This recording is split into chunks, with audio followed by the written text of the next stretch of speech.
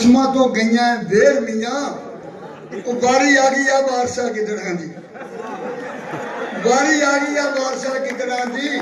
नीवी पा गया बब्बर शेर मियाँ नीवी पा गया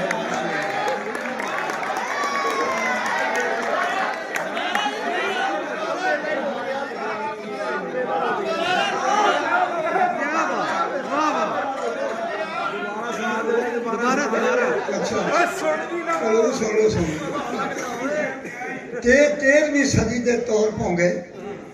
उड़ गई जहान तो मेहर मियाँ पुत्र गुंडियां दे लंबड़दार बन गए गल्ला करन जहान तो ढेर मियाँ धियां मापियां तो आवाजार होइयां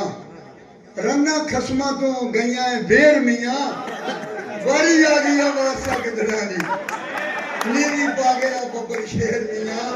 नीवी पा गया बब्बर शेर मियाँ